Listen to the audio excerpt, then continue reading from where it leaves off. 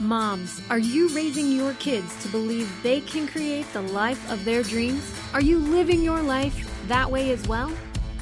Living an awakened life means more than just talking about it. Join host Debbie Pokornik on Vibrant, Powerful Moms as she shares practical tips, stories, and interviews with enlightened guests, all geared at helping you create and live an extraordinary life.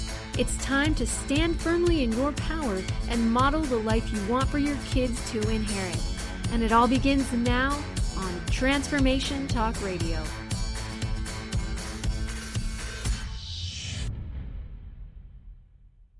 Welcome to the Vibrant, Powerful Mom Show. I'm your host, Debbie Pokornik, and my mission is to help you create a life that fully aligns with who you have come here to be and that you can totally fall in love with.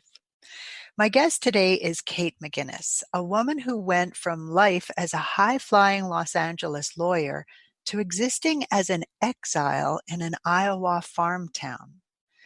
This job, Kate said, had become her identity, so losing it felt like losing a piece of herself. And as if that wasn't enough, the losses just kept on coming. When Kate and I connected a few weeks back, I was struck first by her incredible story, and then by how relevant and helpful talking about loss could be for all of us right now. Loss is never an easy thing to deal with, whether it be loss of a job, loss of your home, loss of a relationship, loss of investments or finances, and of course, loss of someone you love. So Kate is here today to talk with us about how she dealt with the many losses that life was throwing at her and successfully put her life back together. Kate now helps women enliven their best selves at Empowered Women Coaching. And just this last January, 2020, she released her book, Confidence Lost, Confidence Found: How to Reclaim the Unstoppable You. So without further ado, Kate, welcome to the Vibrant, Powerful Mom Show. Thank you so much. I'm really excited to talk to you this morning. It's awesome to have you here. And you know, people don't even really know this yet, but you are officially my last interview on the Vibrant, Powerful Mom Show. So that's a special place. Special place to be. So I'm glad I made the cut. Oh gosh, well, no problem. In fact, I thought, well, I've got to shift things around because this is a story that needs to be told. So you have a pretty incredible story of loss, and that resulted in you losing your self-confidence, your livelihood, and even your identity. So how about we start by having you create a quick sketch of your life at the time of your job loss for our listeners. So were you married? Did you have kids? Did you work a lot? Just a little bit about that. Sure. Well, it was a very different life than I'm living now. So I was married. I lived in a lovely house. I had a son who was in elementary school, third grade. I was working a whole lot. I was the general counsel for a big public company, a company that had billions of assets and tens of thousands of employees. And it was very demanding. It was also very exciting. It was a company that had a pretty big profile in the community. So that was my life when things ground to a halt. Oh my gosh. And so can you tell us a bit about what happened, how they grounded to a halt? Sure. I had been, I thought, doing quite well. I had gotten a very large bonus about 4 months before. Two people walked into my office one sunny morning and said, we're putting out a press release before the market opens on Wednesday to tell them you're no longer going to be our general counsel. And they were going to lock me out of my office at the end of the day. So that was very startling because I had spent over 20 years being a lawyer, working so hard to build up my reputation, my status in the community, and suddenly, kabam, it was gone. Wow. Talk about the rug just being pulled right out from under your feet, right? The floor, actually the whole building, just suddenly gone. Oh my gosh. All right. So I have to ask, exiled in Iowa, what's that about? Oh, so I lost my job. And after months of negotiation, I got a very good severance package. And my lawyer thought, oh, well, for tax reasons, we're going to take it in annual installments rather than one big lump sum. So, Hmm. okay, he was a smart tax lawyer. I agreed. And things ticked along just fine for several years. My son by then was in high school. He was going to a boarding school in California wine country, beautiful place. I ended up buying a ranch there, and I wrote a novel during my time when I wasn't working, and things seemed to be just idyllic. Other, my ego still kind of was raw, or it was Hmm. healing, but not quite 100% Still recovered. pretty bruised, I'd Pretty imagine. bruised. Yeah, Yeah, it really was. absolutely. But I kind of saw the severance as well. Okay, this is a salve or a bomb. I kind of Hmm. thought of it as reparations. Right. And then the company paying the severance in annual installments went bankrupt. Oh my gosh. So it was a double hit. Lost my Yeah. job, lost my money, had to sell my ranch, and couldn't. I had an old horse that I loved, but he couldn't. It was a long trip to Iowa, and I ended up going to Iowa because by the time all of these events unwound, I was then married to my meditation teacher, and he taught transcendental meditation. And the Center for Transcendental Meditation in the US is a small town in Iowa. So his idea Okay. was, having suffered this big financial loss because the company was in Mm. bankruptcy. Who knows how much I would get out of it? Very uncertain. And so he said, oh, let's go to Iowa. I have friends. Cost of living is less. And so I went along with that. Right. And the town that we went to, 9,000 people, and half of them were very devoted practitioners of transcendental meditation who literally spent 7 hours a day meditating together. Oh my Eh, gosh. Yeah, but the other half of the town was pig and soybean farmers. Hmm. So here I was, I wasn't in either camp. Mm. A high flying lawyer, right? Used to the life and all that comes from that life. And now suddenly there you are out in the midst of pigs and meditators. That's right. I really didn't fit anywhere. Oh my gosh. And so what happened next? Well, I spent 3.5 years in the cornfield, so to speak, Hmm. waiting for the bankruptcy to get resolved. And trying to sort out, well, what do I do with my life now? How do I support myself now? Because my savings were, of course, dwindling, waiting for the bankruptcy to resolve. Right. And I actually had enjoyed my life as a lawyer and really spent a lot of time thinking about what it was like to be a woman lawyer, because that's different. And I Hmm. was following a lot of blogs and press about women lawyers, and there are a whole lot of unhappy women lawyers, and there still are. But it Hmm. occurred to me, well, maybe one answer was to train to be a coach, an executive coach, and then work with women lawyers to see if we couldn't together come up with plans to make them a little happier, a little less unsatisfied. Hmm. So I enrolled in a 7-month training program to be an executive coach, and that became my ticket out of Iowa. Okay. And what about your husband? Well, my husband, my then, the man who was my then husband, a very kind, loving man, was Hmm. very devoted to his meditation. And I have to tell you, being married to someone who meditates 7 hours a day uh, isn't how I saw my life going. There's not a lot of time or focus or presence left when they come out of meditation.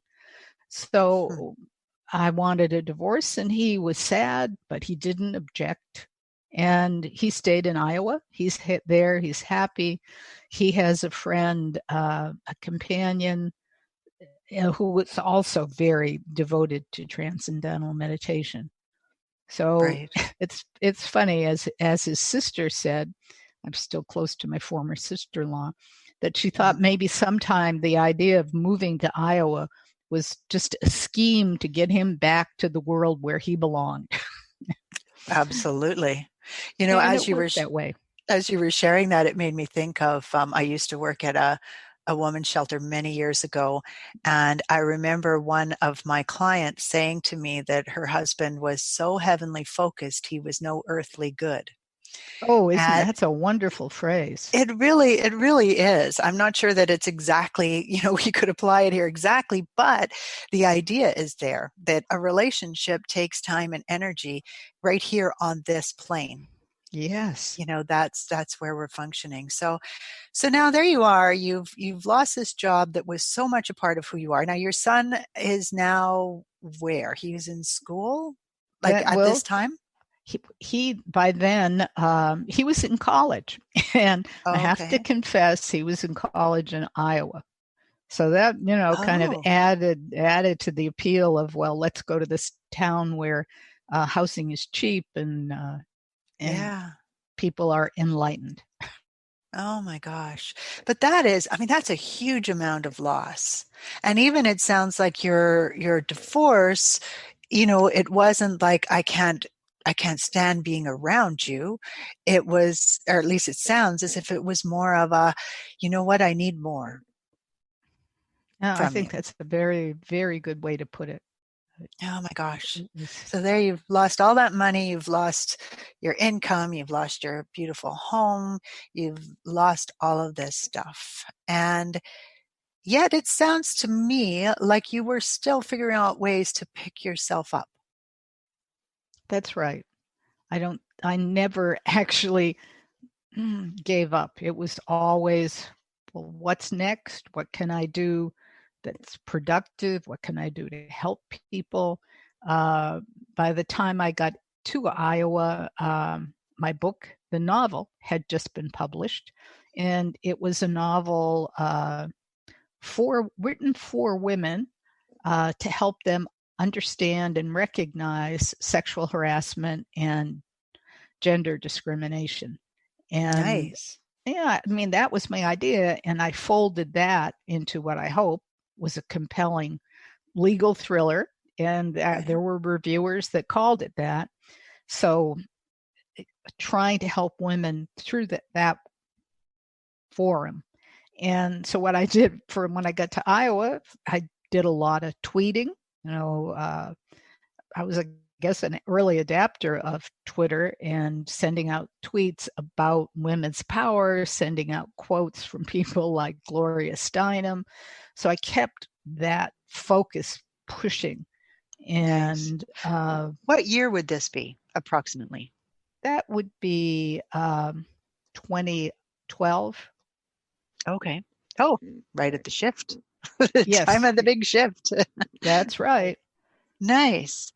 Okay, so let's shift gears here a little bit. I want to give you a chance to talk a bit about the pieces that you've really studied and really come to understand and that have ended up in your book. So how do you define confidence? Oh, I define confidence is the belief that what you attempt to do, you will generally be able to accomplish. Not always, but generally. Okay. And then I know you talk about courage as an element of confidence. So how does that come in? That's a very good point, Debbie. So if confidence is about doing, you have to get the courage, the willingness to do it. So sometimes look at something simple. Remembering I come from LA, so I think of things in terms of freeway. So you're thinking of an event you want to go to at night and it's dark and it's raining, but you really want to do it. And you're thinking, am I going to go out and get on this 8-lane freeway to, go see my son's teacher, go to this concert? So you have to have the courage to say, okay, I'm going to walk out the door. I'm going to put the key in the lock. And so that's confidence when you do it. Courage is really the precursor to confidence. So courage is what gives you the ability to actually take action. That's Very what you're nice. saying. Yes. Nice. I can really relate to your example. I mean, I just moved down to Atlanta, Georgia in 2018. And it took me over a year to really get out on the freeways that were bigger than 3 lanes. Because it's scary. So let's take this now and maybe we can turn it and apply it to what people are facing right now. Right? Because we're in the midst of this pandemic and, so many people, some have lost their job. Some of them are seeing their savings go drop. I mean, maybe they haven't lost it yet, but the markets have certainly been very, very volatile, and that's creating a lot of fear for people. And, there's just so much there. Their identity could be being lost. Their job could be being lost. Where they're living could be being lost. Currently, they're probably not getting kicked out of where they're living, but still, there's all of that stuff coming up. What can people do to feel more courageous given all the scary stuff that's going on? Well, I think a good starting point is to practice self-compassion, which means being compassionate for your suffering, what you're going through. Self-compassion really has 3 steps.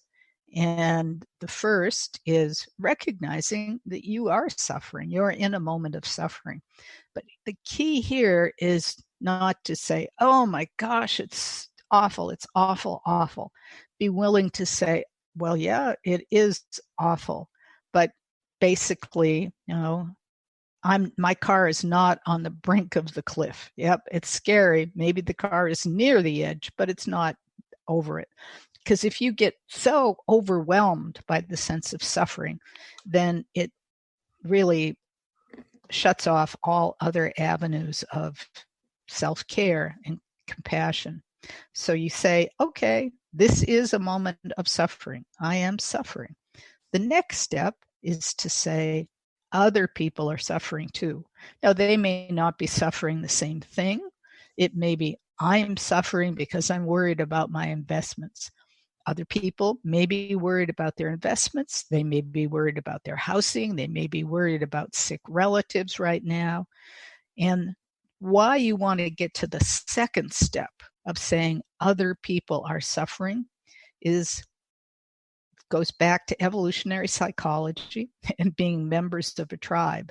So once you've said to yourself, oh, this is a moment of suffering, this is hard, then if you can say other people are suffering too, that's a way of telling yourself, like inoculating yourself against the possibility that you're going to be exiled from the tribe, you're going to be dropped. Okay, I'm suffering, but so are others.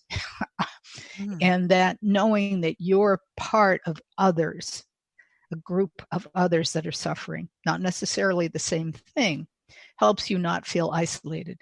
Because being isolated is very dangerous psychologically. Absolutely. Feeling alone feeling separate from everyone is one of our biggest challenges, probably the biggest. Yeah, that's absolutely right. Mm-hmm. Very nice. I love how you slipped inoculation in there. Yeah. It's just very relevant. It is. Yeah. And then you get to the third step. So I'm suffering, others are suffering. And the third step, here's the good one, is to be kind to yourself. And that could be wrapping your arms around your shoulders and giving yourself a hug. And if you're in the office, you can make that look like it's a stretch. Absolutely. You can put your hand on your cheek. You can say, oh, I'm sorry, this really is, kid, you're going through a hard time. Think of what you would say to a dear friend or a child, to be kind to them at a moment of suffering. Mm-hmm. That is beautiful. So, what I got from what you just shared is basically surrendering to what is, right? At the Yes. beginning, recognizing this is what's going on, right? Yes. You don't blow it out of proportion and you don't minimize it. Yeah. Mm-hmm. And then kind of shifting your perspective.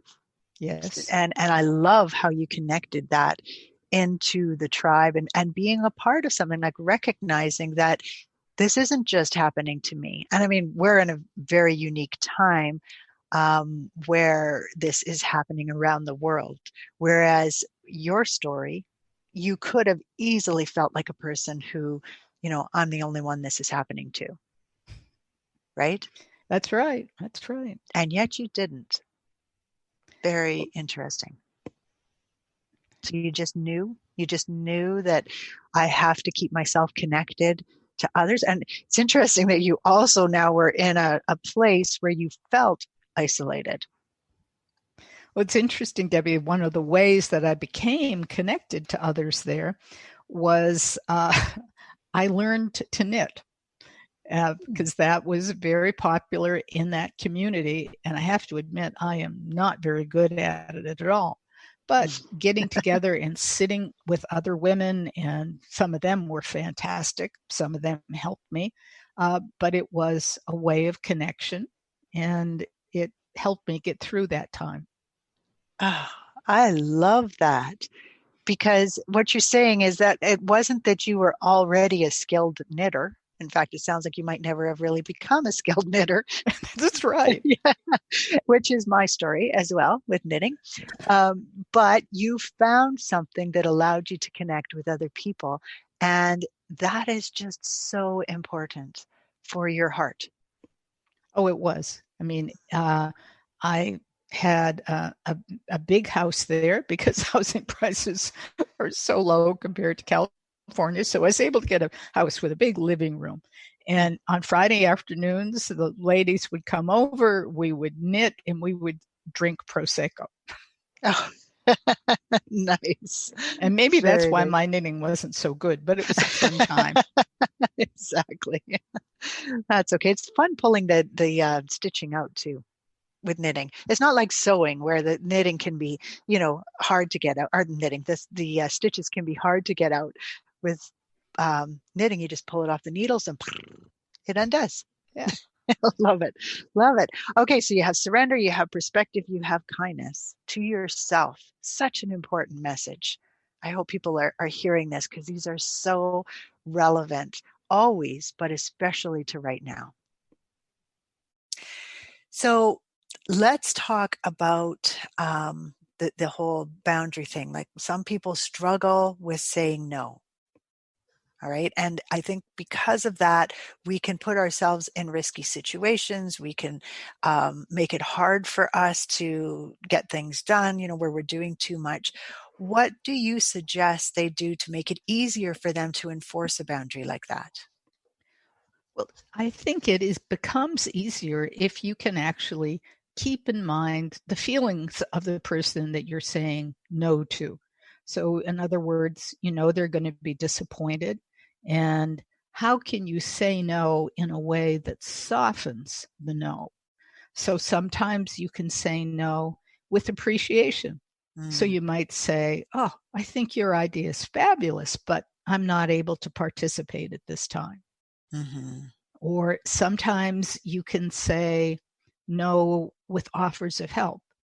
Oh, I love it that you thought of me, but I'm not able to participate. How can I help you find someone else?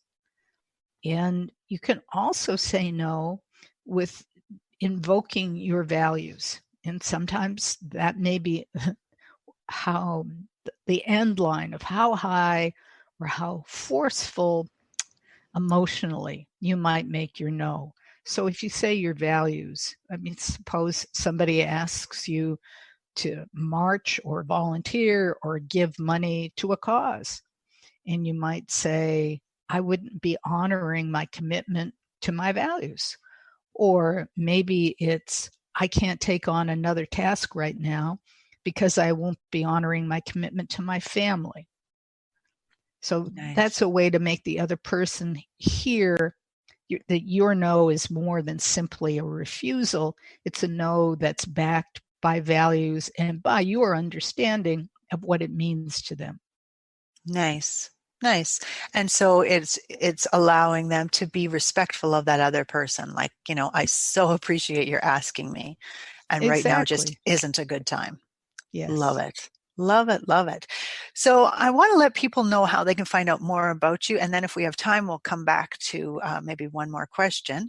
Um, so you can find out more about Kate at her website, katemcguinness.com. If you're not sure how to spell McGuinness, just look at the booze.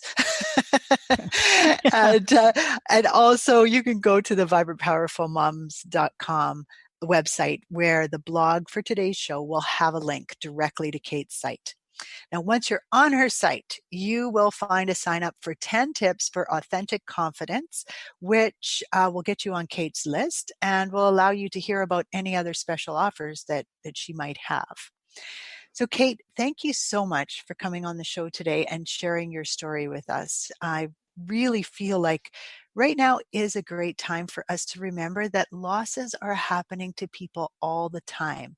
And while that doesn't make it fun or easy or even okay, it does make it a part of life for all of us.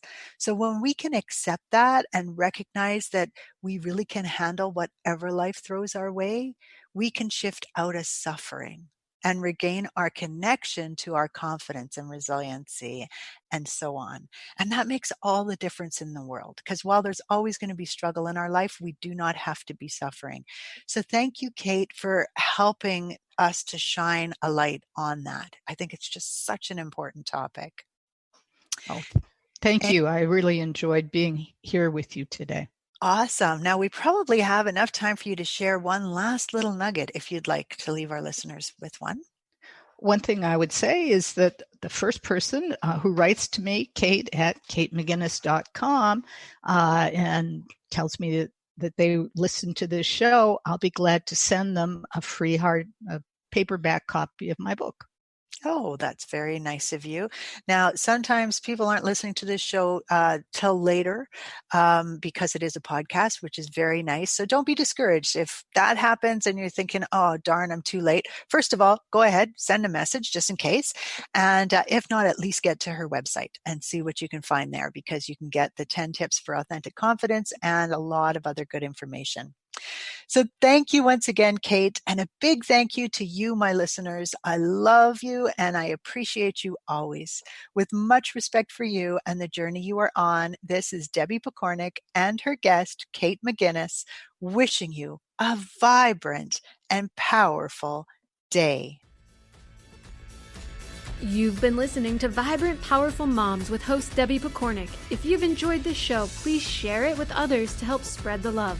To find out more about Debbie, pick up free offers from the show, and listen to previous episodes, visit vibrantpowerfulmoms.com.